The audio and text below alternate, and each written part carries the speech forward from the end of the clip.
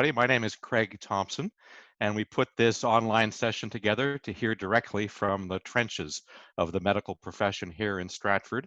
And we've assembled a panel that includes family medicine, mental health, geriatric care, and internal medicine. First up, we have Dr. Sean Blaine. He's a family physician who has been practicing in Stratford for 23 years. He's a former chief of family medicine at Stratford General Hospital and previously served as president of the Association of Family Health Teams of Ontario and on the board of the Ontario College of Family Physicians. Hayley Stretch is a registered psychotherapist with the Star Family Health Team and an experienced mental health counselor.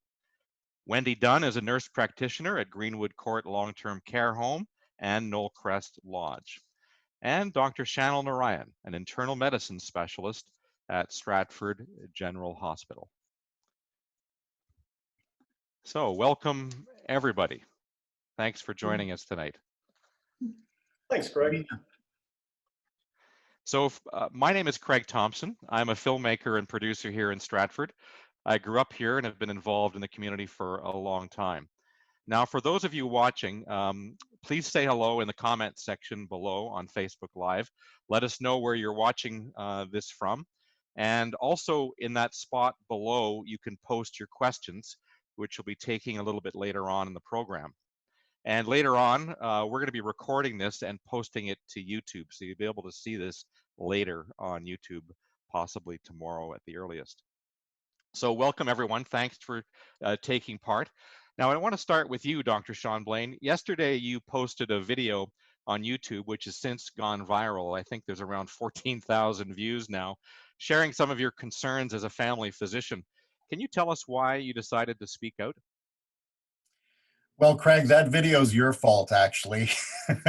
No, in a way, really, we were chatting, and I think I've been doing a lot of ranting these past weeks. I think just feeling like we've been behind, and it's just the very nature of the pandemic that it seems like it's far off, and then all of a sudden it's upon us. And I was feeling like there are some technologies that are coming down the pipeline that we could use, and I was hoping to kind of get that message up the chain, and realizing that I'm just a country doctor, and figured that maybe using another media means would help to get that message across.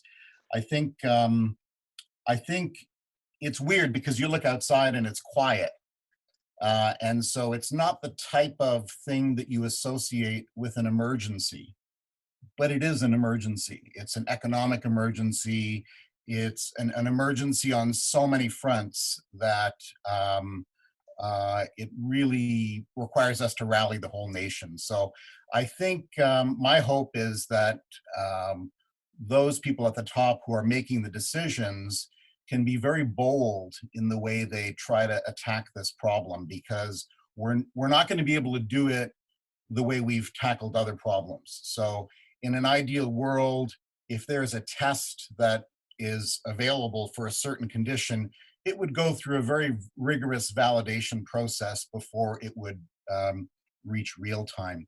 And I understand the limitations of these tests, but we don't really have the time. And so I think people at the top are going to need to make some very difficult decisions. They're going to have a lot of guts to be bold in the decisions they make, to kind of create, in a sense, a living experiment in the country, and to observe how the virus evolves, how we coexist with this virus over the next 18 months until we can battle it with the vaccine. You're referring to immunity testing, isn't that correct? Right. So, and that's getting a lot of airplay these days. Everybody's talking about immunity testing. There's a whole host of companies that are creating these technologies. And it's quite right. We really don't know whether these tests are totally validated. We don't know to what degree of immunity exposure to the virus might confer. But it's too bad. We have to know something, and these technologies will give us the ability to know something. And unfortunately, I believe we're going to have to start using them and just observing in real time what's happening in various populations. Otherwise, like you said in your video, you're flying blind. Yeah. Yeah. Yeah. Well, Shanil here, I think that's one approach. I think we've got a lot of different things out there that are helping us. And I agree 100% that some of the immune testing is going to be key moving forward. I think we've got some great people in the epidemiological world and the public health world who are doing some really good things as well. I've got to say, like you, Sean, and the rest of us, I think we're all shaken by this uncertainty and the sheer volume of information that's being pushed at us. So I mean, we're reading regularly and trying to keep up, but it is sort of how to act in this period of uncertainty that's really challenging for us as well. So I agree with you that some of this testing and vaccination program is going to be part of it, but I really think that it's going to be a matter of attacking from all fronts that's key. I think the key to this is coordination, and I think it's helped us realize we traditionally were in little silos, and now we've actually got to make sure that our mental health end is well taken care of. You know, our nursing homes are well taken care of, or all of those areas are equally looked after. So there are a lot of facets to this problem, which are Yeah. Well, speaking of nursing homes, although yesterday Ontario reported that we appear to be reaching a peak, the alarming thing is that the long-term care homes, there's still a growth of the pandemic, and the seniors and elderly in care are the most vulnerable, not just here in Ontario, but across Canada and around the world. Now, at Greenwood, we've had 3 cases, I believe, of people passing away, and a number of other cases. Wendy, you can speak to that, but I hope you don't mind. I want to share a small personal story with you. A very close friend of mine lost 2 people last week at Greenwood, one from COVID, one from an unrelated cause. And the compassion that Greenwood showed her and her family, calling in the middle of the night, and the respect was incredible. It must be unimaginably difficult for you and your staff to cope with this. You're going to make me cry already this early in. Yeah, I think all of long-term care has been well, devastated with how the virus has kind of crept in to that level. I think we actually do outbreaks very well. We do influenza well and other respiratory viruses well, but this has taken outbreaks to a much different level. And then what heightens this is that lack of ability to let somebody come in. So we had restricted visitors into the home for 2 weeks prior to our outbreak, which is now about 3 weeks in. So these families haven't seen their loved ones. The residents haven't seen those regular visits for, we're going on 5 weeks now. So yeah, but we've actually, you're right, we had 6 cases within kind of 4 or 5 days. No new resident cases since then, which I think speaks to some of the measures that we're putting in place. I'm hoping it speaks to that. But yeah. Before we started the call, I was asking you, are you sleeping overnight at Greenwood? Are there staff in there? Is the hospital helping? How are you managing staffing wise? Yeah, well, we've got some very dedicated staff on the front lines, and some, it's a really strong cohesive management team as well, which helps. So yeah, they've been working very hard. And those first 2 days, I can tell you every process in the building had to be rejigged, had to be reworked, because the way we manage our care is in group settings. Is how we manage. So we have very few resources that then we manage in group setting, especially meal times and medication management and those kind of things. So we had to change all those processes very quickly. So the staff were very flexible, and I must say they are incredibly dedicated. They're not just patients or residents. They really become family and people you love in long-term care, because some of them have lived there for more than 5 years. so there's that kind of dedication as well. Yes, there have been people sleeping over. I think they've got people put up at hotels. There's a trailer parked right outside. I have an RN from the home living in my house because her mother would have lost her job if she would have came to work. So there's many, many stories that way. And then a lot of people are self-isolating at home. And even moms with young kids, it's amazing what they've given up, where they're living in the basement. They haven't had any social contact with their children for quite a while. They wear masks, they shower at the facility before they go home. So yeah, it's been actually overwhelming what they have given up to come to work every day. Did I answer your question? I'm yeah, not you always did. good at It's answering it's questions. difficult for you, I'm sure. No, it's good. Hayley, Stretch, I wanted to ask you a question. Now, you're a mental health counselor, and I want to ask you, losing a family member at this time of year at this time during this pandemic, I meant, is difficult enough, but not being able to say your final goodbyes must have a huge impact. I want to hear from you what's changed in your practice, and what are you seeing from your clients?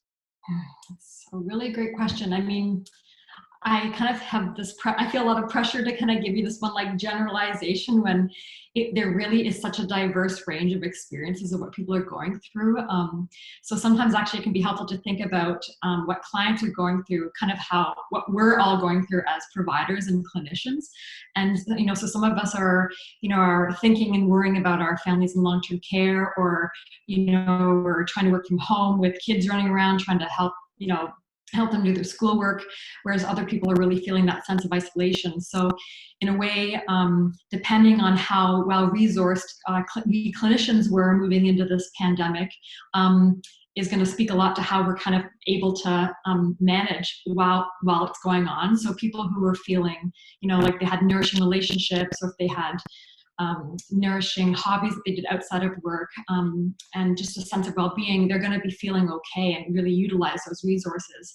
And in a way, this idea will parallel our clients. So people who have been working on anxiety issues and seeking out psychotherapy for anxiety specifically, I mean, we're going to find some people are going to be feeling kind of equipped and feeling like, hey, like I'm feeling equipped and like capable, whereas people who are seeking mental health counseling for like depression or relationship issues, they might not feel like they have those resources or haven't worked on those resources and skills that could be utilized right now. So and both you and Sean and as well as other family medicine people are all doing everything virtually right now, are you not? Yeah, everyone's seeing people remotely, either over like video platforms like this, or over the phone. Yeah. Now, early on, there was concern that our hospitals might not have enough capacity to deal with a potential surge in COVID-19, and particularly with ICU and ventilators. Here in Stratford, we haven't seen the crisis like we've seen in New York City or Montreal. Shanil, Narayan at Stratford General Hospital, give us a picture of what it's like at Stratford General Hospital right now. Sure. So to follow along with Hayley's point, I think there was a lot of concern about what might be. And I think our teams rallied that concern into productivity early on. So to Wendy's point, we've got a great team of people who came together and did a lot of preparation. So there was a plan B, a plan C. What would happen if we surged to 100% capacity, 200% capacity? What would happen if London overflowed? Those contingency plans were made in the first few weeks as well and are ongoing.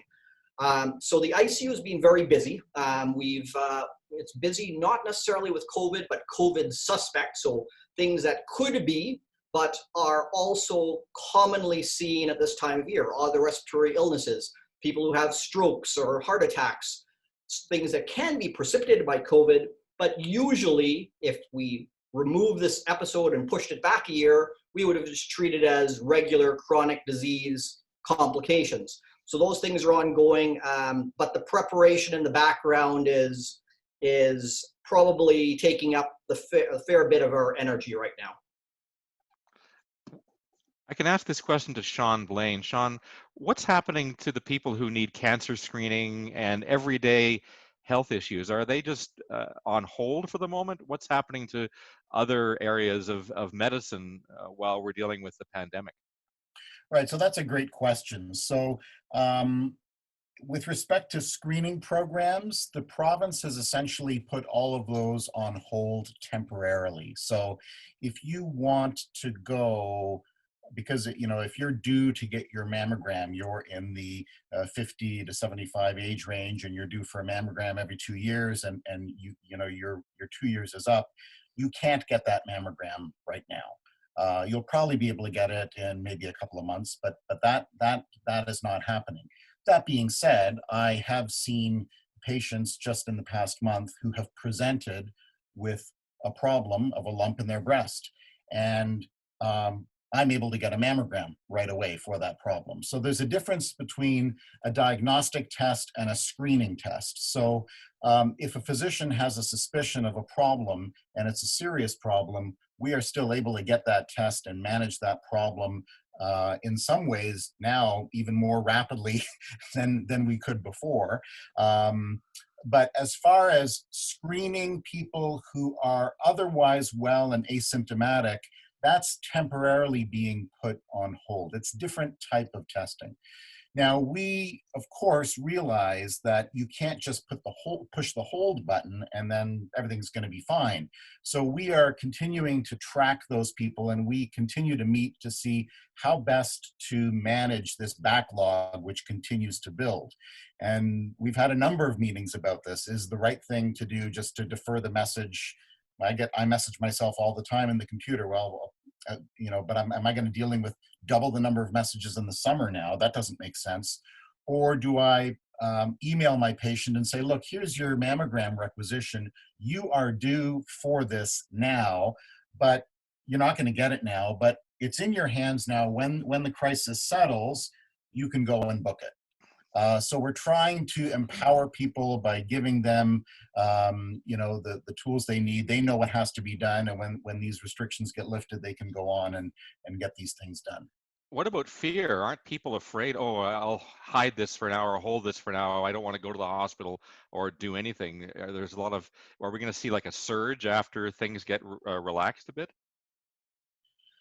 So Shanil here, I'd say that that's one of the things we've learned from other sites. So I say we're not New York City, but we can still learn from experiences, is that there is a potential for chronic disease flares to be what is described as the third wave.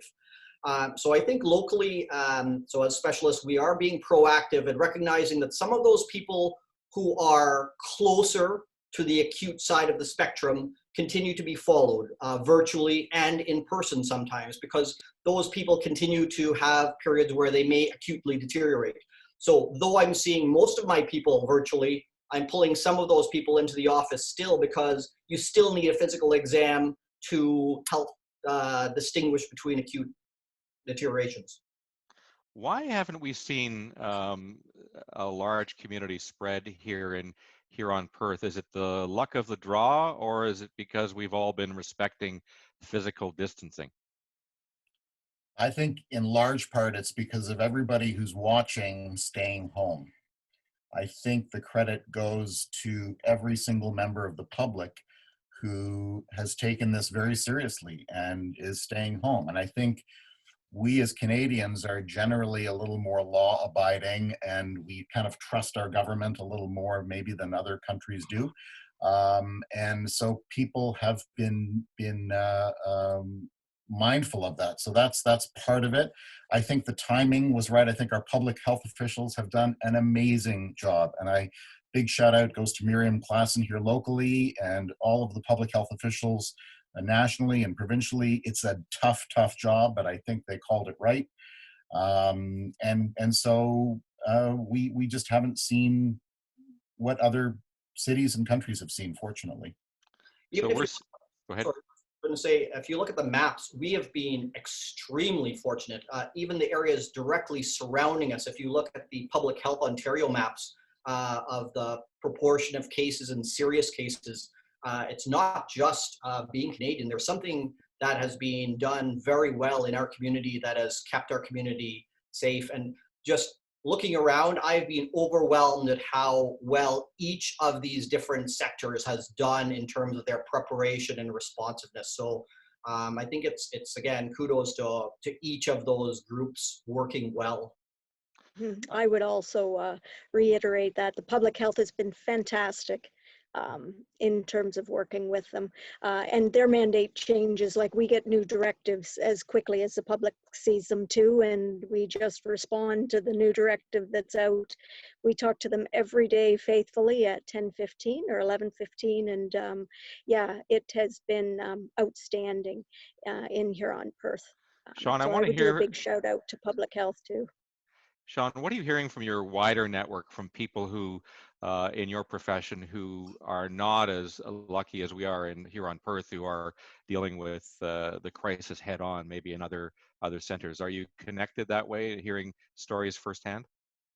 Not directly. I mean, I hear through some of the professional associations, there are constantly worries about protective equipment and making sure that we have the supplies for that. I think that's been a big worry. I think depending on the way different practices are organized, some physicians may have more difficulty managing the crisis now because the volumes are down, and sometimes there are technicalities about the way they're being paid that makes it difficult for them to pay their rent, that type of thing. So these are other issues that come up. I think they're easily solvable, but we were all very anxious about what was going to be coming. And now I think, my sense is we've just been surging with adrenaline for these many weeks. And now that we're kind of coming off of that, and we're looking at, okay, where does the rest of the year go now? And how are we going to do this? So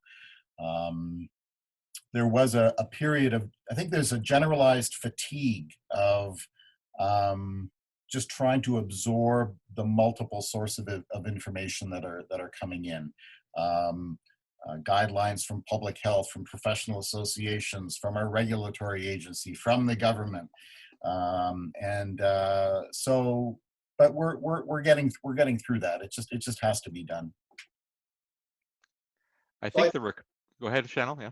I was just going to say, and just reiterate that, I think it's not always just fatigue, but I think as a group and profession and healthcare workers, I think we're learning more to respond and not react to this bombardment of information, because we're seeing ups and downs and recognizing within that pattern a pattern that we're cautiously optimistic with. We're seeing curves level off. We're having an experience locally that informs our practice. So, we hear the social media tweet about the terrible thing that happened in Milan, and then realize, well, actually, it didn't happen here. I think that having a bit of time to prepare and understand and trust our capacity to surge has helped settle some of those anxieties in the last few weeks, for sure. Yeah, and I think I would add too, I don't think that the people of Huron Perth know how positioned and special we are here. I mean, only 30% of Ontarians belong to family health teams, and yet 80% of our population here belongs to one of the two family health teams. So I mean, or like not just the two. So in a way, I mean, that's 80% of the population that gets access to like really good care. And as soon as we were starting to as soon as we were really thinking like, oh no, like we got to really make sure our most vulnerable and at-risk people are self-isolating and staying home. I mean, I know from the Star Family Health Team perspective, we started calling and doing these social check-in calls to really reiterate to people, please like follow these public health guidelines.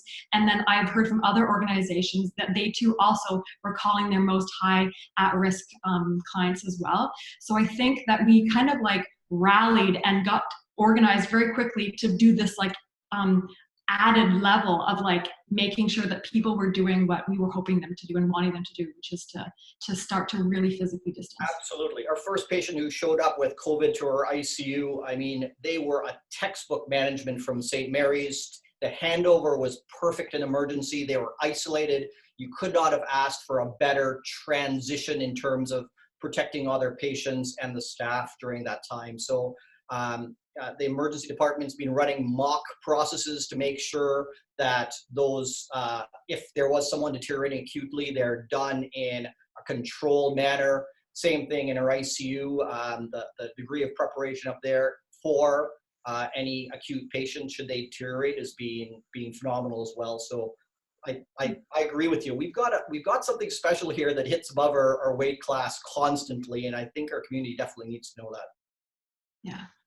Wendy, there's been a lot of discussion at the political level about changing the way we deal with long-term care. Based on what you've seen happen over the last few weeks, what changes do you think are going to be permanent in the way we deal with our long-term care homes? Yeah, well, I think one of our benefits, where a lot of the homes that have had a lot of issues with spread, is our facility itself. If you've ever been into Greenwood Court, it is a lovely building.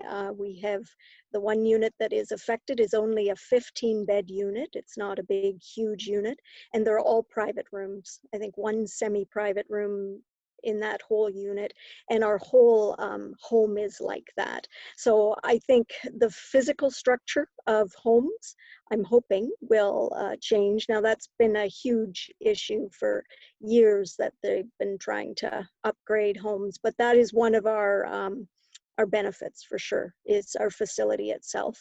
So hopefully that would be one. And then just the resources that we have. Like we're staffed pretty tight in terms of our funding models to provide care, with PSWs and RNs. Like I work, it's a 45-bed home, so there's one RN for 45. We do have an RPN on a day and evening.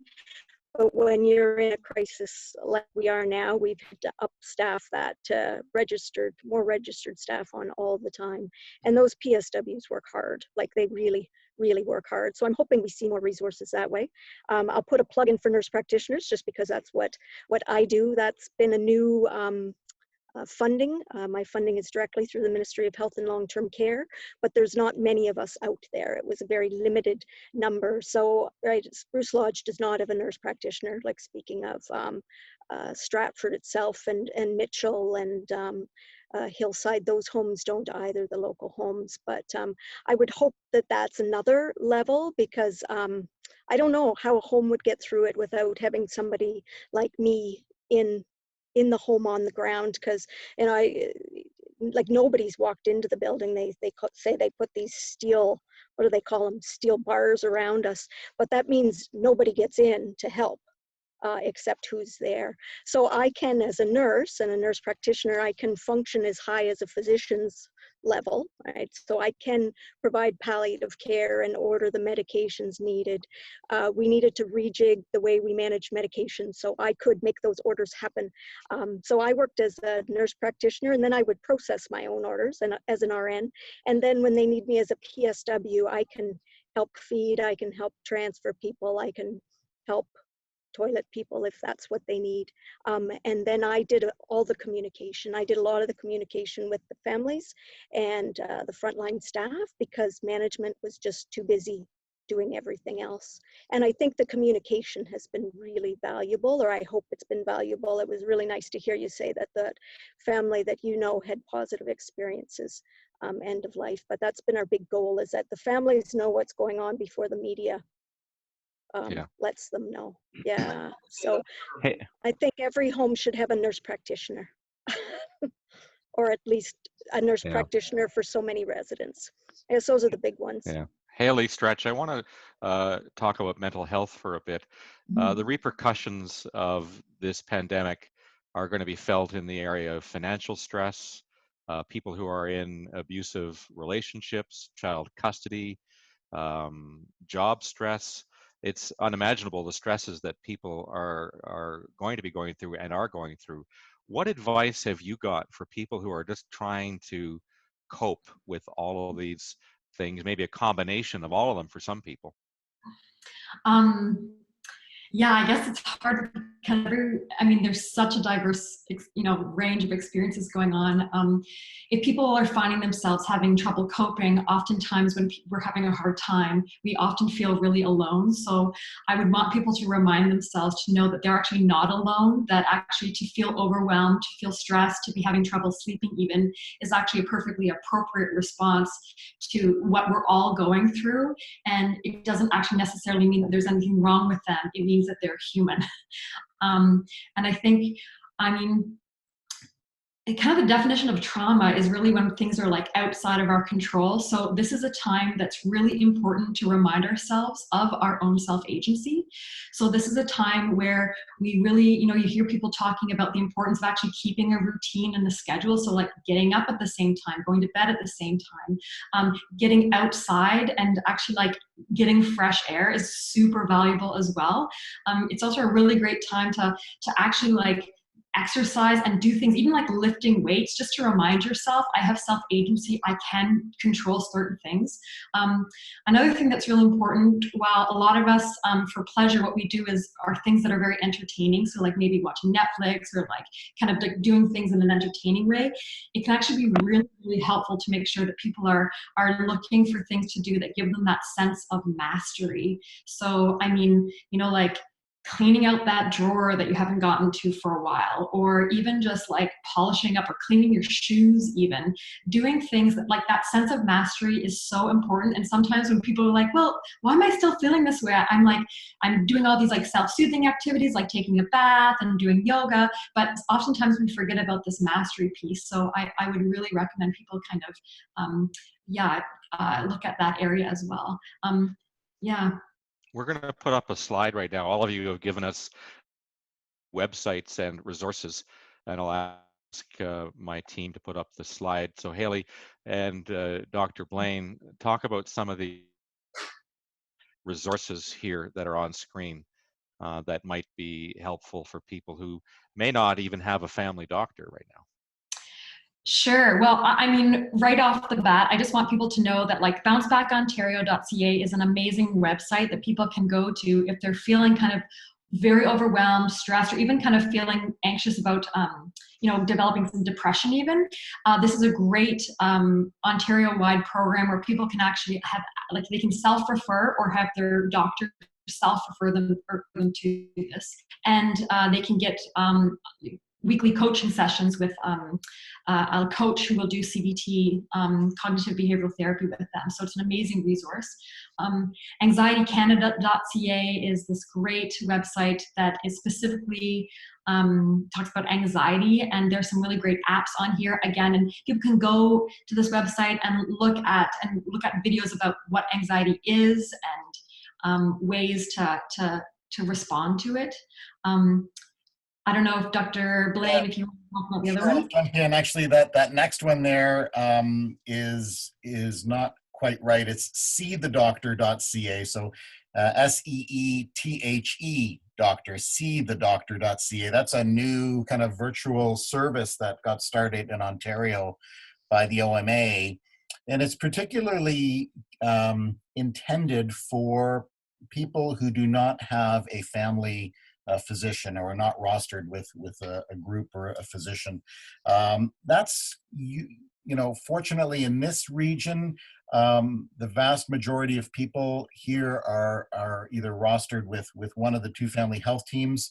In Huron and Perth in general, we have about 9 family health teams that look after probably 90% of the population. When that's not, so seethedoctor.ca is not intended for anybody to just call. It's really intended for those who don't have a family physician, and you will be able to get a virtual visit with a physician. If you have a physician, call your doctor's office. We are open, we are available, we are working, we're there every day.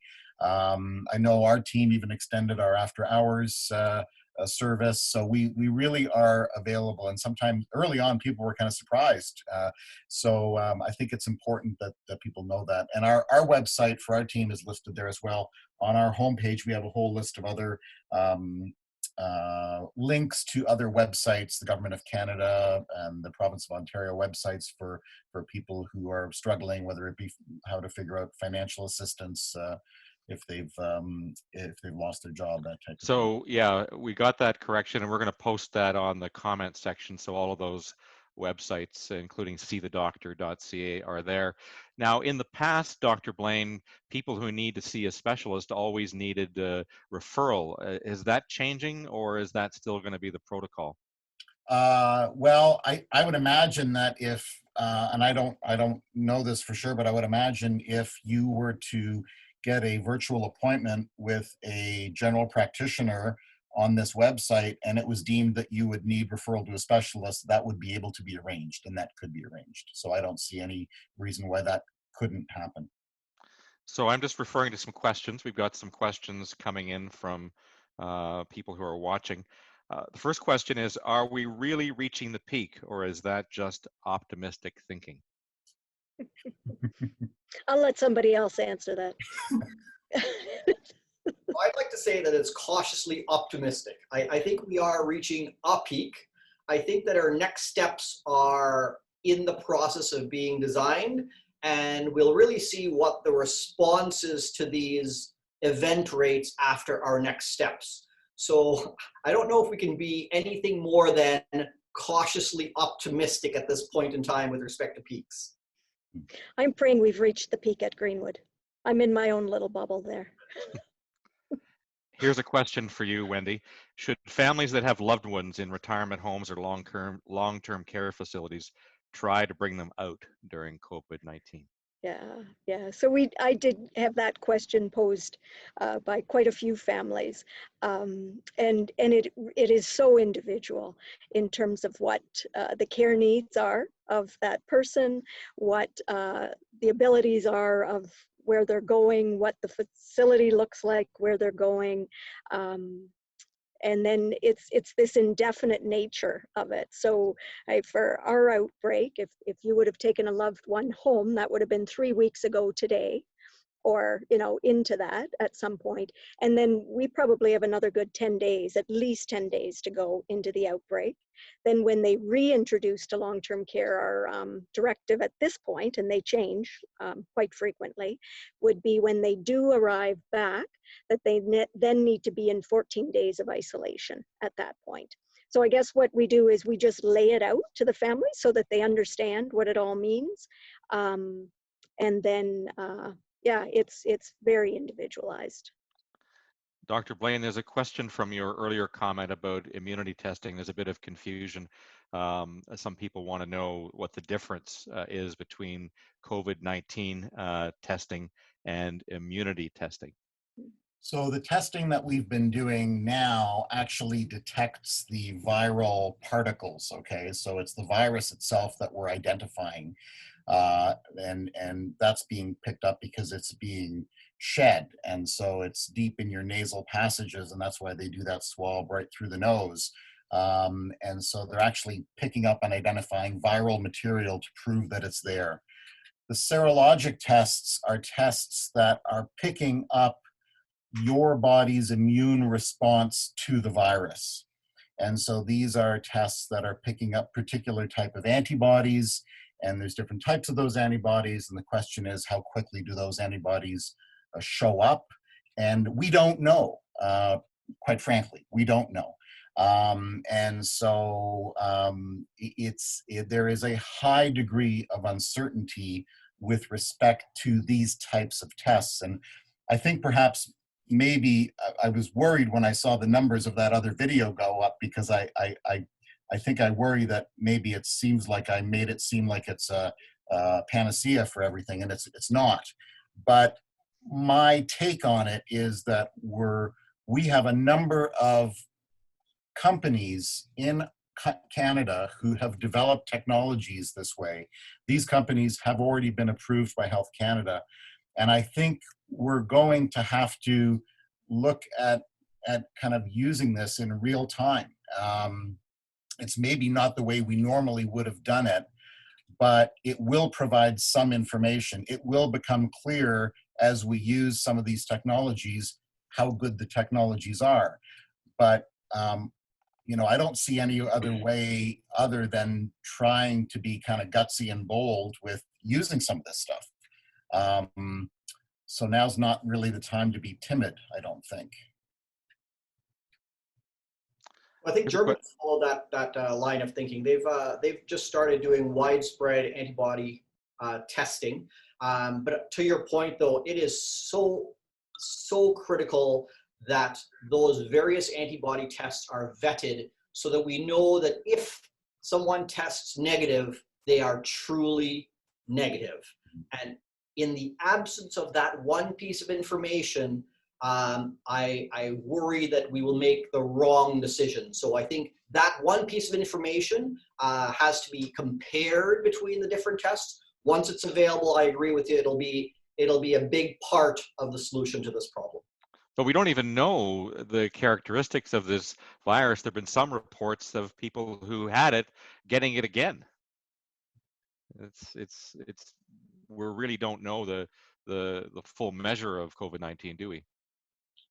No, we don't. And I mean, I was seeing patients in February who I was worried about, you know, having it, and yet at that time it wasn't felt that there was any community spread, or it wasn't really thought that that was the case.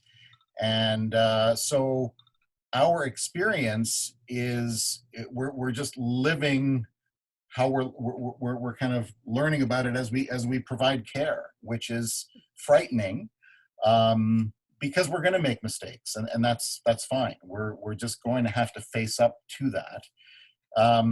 It is kind of exciting, but I think it's a great time for epidemiologists to put their minds at work. I think we have to look at some of these other technologies too. So as these tests become validated, and maybe many, many months from now when they're really ramped up, you know, we're as good a job as public health has done, I don't think they're going to be able to track and trace all of those people. And so we're going to have some tough discussions about privacy, because you're going to need to track it using something like this, right? I think. I just don't see how we're going to be able to do the telephone call for all these positives and identify them. So and here's a question. Yeah, here's a question about the testing. When I look at the figures for testing in Huron Perth, there have been 987 tests for a population of 100,000 people. 35 have been positive. This seems a very small percentage, less than 1%. How many people do you believe have had or have the virus and not been diagnosed? Many. So I agree that once population spread is here, and we have evidence of population spread, it is in the community in larger numbers. Our experience from other centers and other sites suggests that we're probably seeing asymptomatic or mild symptoms for the vast majority of COVID-19. So you can be asymptomatic or have only mild sniffles and still have this condition. So I suspect that those numbers are underestimated. Now, that said, we are screening the people we have the most suspicion for, and the people who are coming into hospital and supposedly at higher risk. And we're still only getting a small percentage. So again, there are a lot of assumptions there. To answer your question specifically, I think that the numbers in the community are much higher than that. But I think that our community of Huron Perth probably has less of it than our neighboring communities, significantly so. Yeah, and we've seen negative swabs come back from Greenwood as well, both residents and staff. And we're in this lovely, anybody sneezes at Greenwood right now or is short of breath for one day and they get swabbed. So it's very reassuring for sure to get negative results coming back. And even if you factor in the fact that go ahead, Sean. Or about false negatives, there's a chance that that test is negative. Even if you double the rates, you know, if you take that number and you double it, you just assume that it's double the number we actually got, we still have very, very low rates of pickup, which is positive and reassuring. Another question here about testing. When will testing be given to anyone that shows that they have something, even if they don't fit the criteria? My daughter, who lives with us, had an extremely sore throat and exhaustion. This turned into a headache with a slight fever. Her symptoms were over by Easter weekend. I called telehealth. She spoke to the receptionist and was told someone would call within 48 hours. No one called back. I then called Huron Perth Health Unit on Monday. We're told to self-isolate it for 14 days. Because her symptoms were short-term, only 4 days, it was deemed that she didn't need to get tested. And I asked, why not? So that is exactly the advice that we would give any of our patients who would call with that story. So as long as the patient doesn't meet any of the kind of high-risk criteria, you basically are told to self-isolate for 14 days or until you're asymptomatic for 24 hours. So that is exactly the right advice. This is part of the frustration that we experienced. I think early on, we would have loved, when we had stories like that, we would have loved to test those people, but because there was a shortage of some of those reagents, we couldn't test those people to get a handle on it. So we had to limit the testing. But you know, now the testing criteria have expanded to include people who have comorbid conditions, whether it be coronary artery disease, chronic lung disease, diabetes, cancer, or so that person would be tested, for instance, if they were living in the household with a personal support worker who was going to work at Greenwood Court, let's say. So that person would be tested then. So I'm sure public health would have asked those questions. So it sounds like that case was managed the way it should have been. And I think part of the reason for it being managed that way is that at the end of the day, you've got to decide, if the test came back positive, what would you do differently? And for that person, they should have been isolated. Their contacts around them should be on a restricted mobility process anyway, and we should be socially distancing. So at this point in time, if the test result is not going to change what we do in terms of a practice, then it's not advised to be done. Like any other medical test, if you will not change your management decision based on the result of that test, then ideally it should not be done for that individual, or the only other reason for doing it is the epidemiological reason. So we can case track things around us and understand how it's growing in our community. But once we know it's in our community, one could argue that it doesn't really change things immediately. Mental health question that just came in. Is it true that COVID-19 can present itself atypically as a mental health ailment or seemingly unrelated, such as headaches or scent restrictions? Have you heard any talk about other mental health related symptoms? I haven't heard anything. I don't know. I don't think I can comment because that's kind of out of my scope. I don't know. Shanil, Sean? Well, certainly the headache and loss of taste or smell are some symptoms that we would include. So originally the triad was fever, cough, and shortness of breath. And then as the weeks went on, it began to include a whole host of symptoms, even nausea, vomiting, abdominal pain, so diarrhea, right? So the list of symptoms has grown. I think, Shanil, I don't know if you can comment on the anosmia symptom at all. It's just one of those hallmark Well, that's one of the ones that's reported as particular to this. I do think that when we get into a position of trying to translate information from centers where it is very community prevalent, then you have a problem with association versus causation. So someone who has a seizure, for example, and they test positive for COVID-19 could just be COVID-19 and a seizure rather than COVID-19 causing the seizure. So I agree with you that the loss of smell, the headaches, similar symptoms to influenza are common and likely can be presenting symptoms of this. But there are a lot of other symptoms that are being reported through social media that are associations and the evidence is still out as to whether it is causation. Speaking of social media, there's a lot of fake news out there. So I guess people watching have to be very careful and cautious about what they believe and the right sources of information, I would think. Absolutely.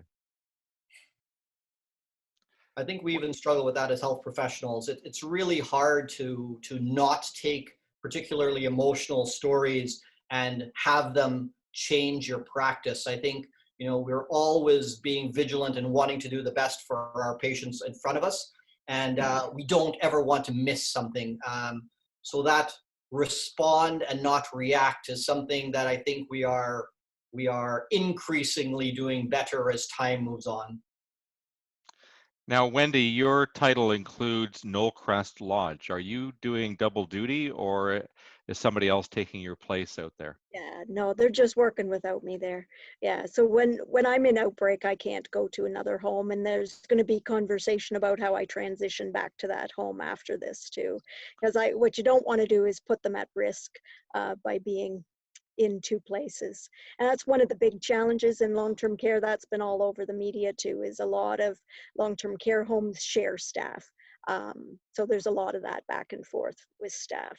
But You've talked about Greenwood being lucky because of the way it's designed and laid out. What are some of the precautions at Knollcrest Lodge and the experience from your colleagues there? yeah, so I Zoom in every Wednesday to provide some input.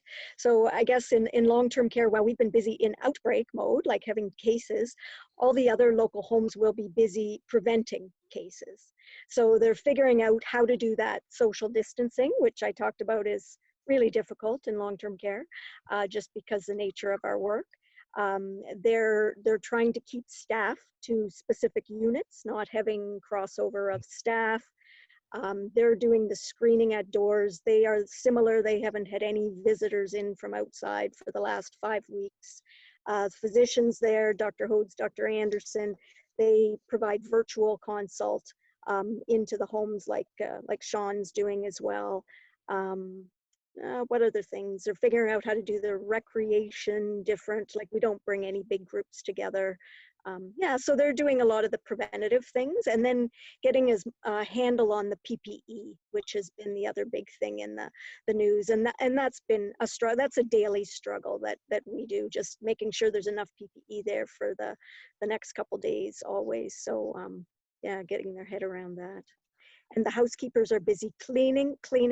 Those housekeepers, let me tell you, they're another like godsend in this whole thing. They are an unsung hero for sure, because they do a lot of good work.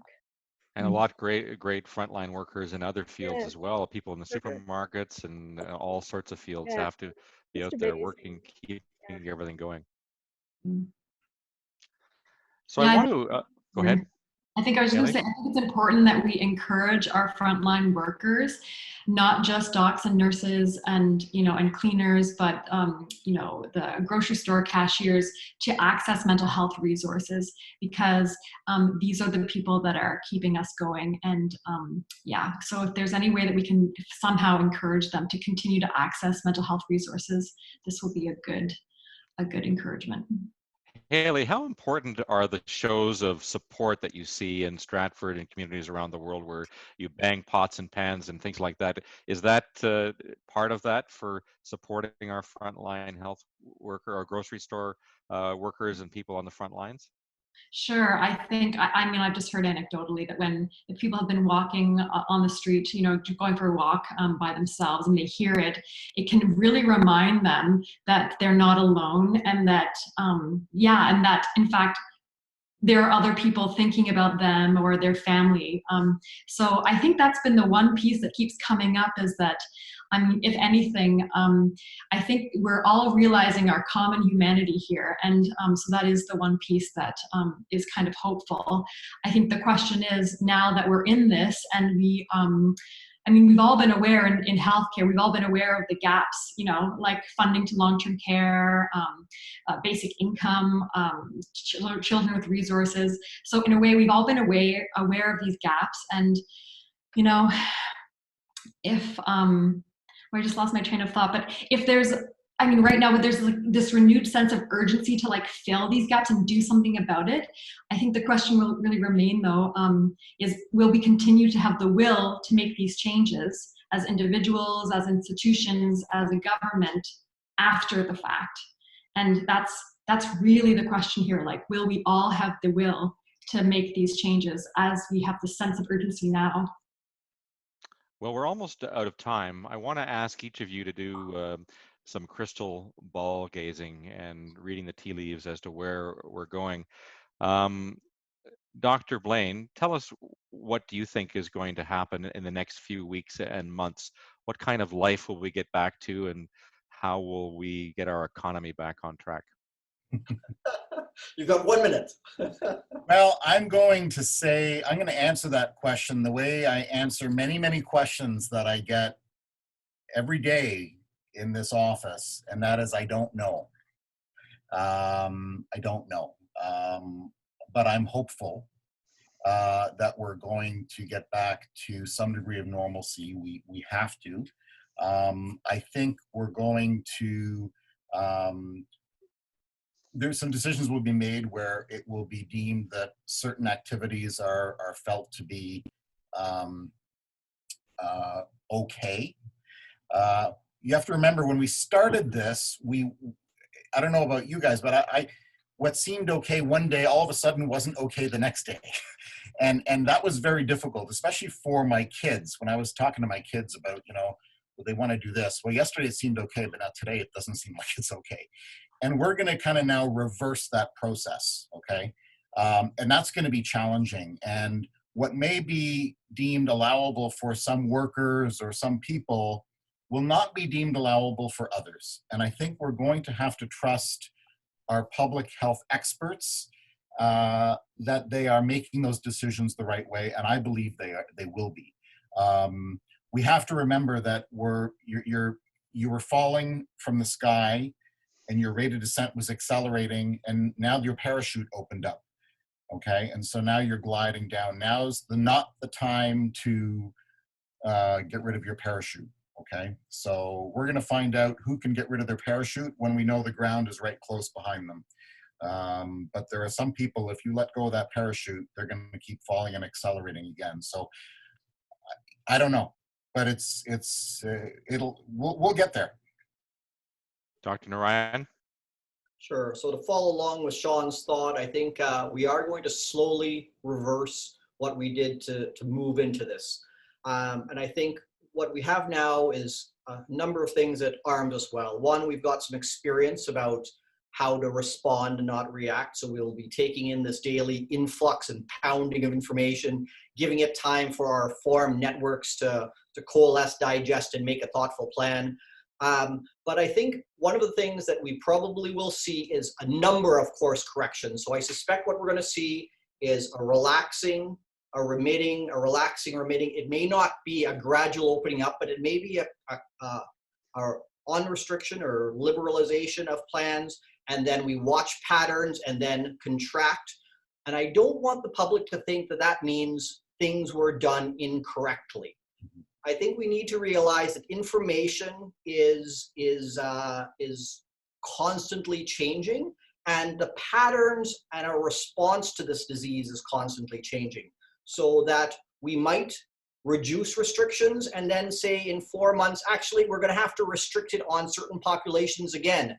And I suspect that's going to be our way forward, is going to be a waxing and waning of restrictions as we observe how things evolve. And as things become more clear, like antibody testing or vaccination programs or, particular isolated populations, we will have a better plan in the 3-month, 6-month plan. But I do not want our population thinking, as we did initially, something is wrong because we didn't close borders fast enough. No, we make decisions based on the best information we have available, and that best information is always changing. Hayley, what is your best guess of where we're going from here? Well, I'm always telling my clients, and we're always challenging like mind reading and fortune telling, so I'd be doing a disservice if I were to give you that. But I will give you a hope, and my hope is that we can continue to see each other as humans first and foremost. And I hope that we will be able to continue to commit to work together, knowing that we're going to be making mistakes, for the betterment, for like our common humanity, for our neighbors and for our community. So I hope that we can commit, commit to do that, and also to be kind to ourselves. Wendy, the last word goes to you. Oh my, that's a big pressure. I guess what I would hope is I think we manage influenza quite well, and that's taken us kind of years to get to that point too.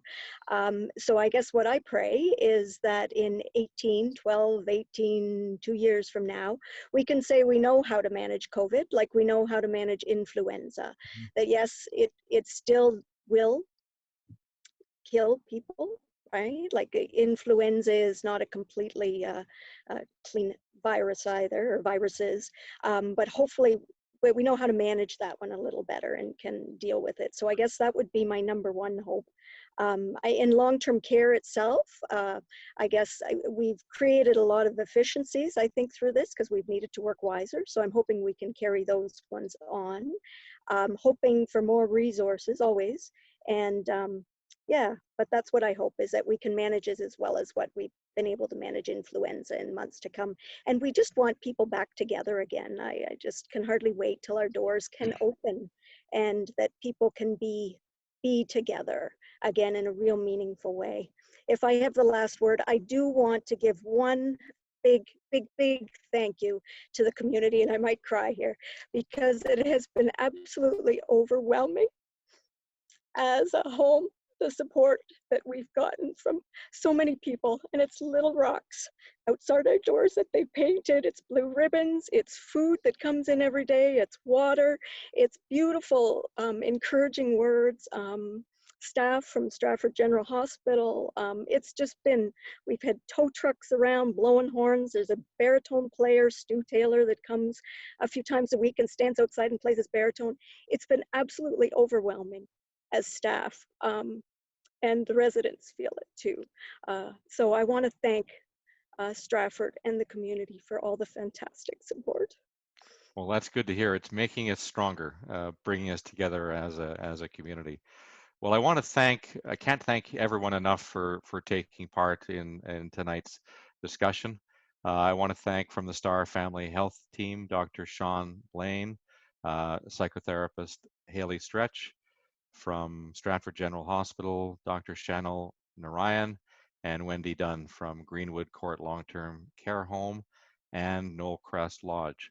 To everybody watching, we're going to be posting this on YouTube shortly. It'll also be available on Facebook. Our purpose was really to provide some clarity to what is really a confusing situation. And I hope with these great experts we've had tonight on the panel, we've offered some insight into what the future might look like. So thanks very much, and thanks everybody for your time.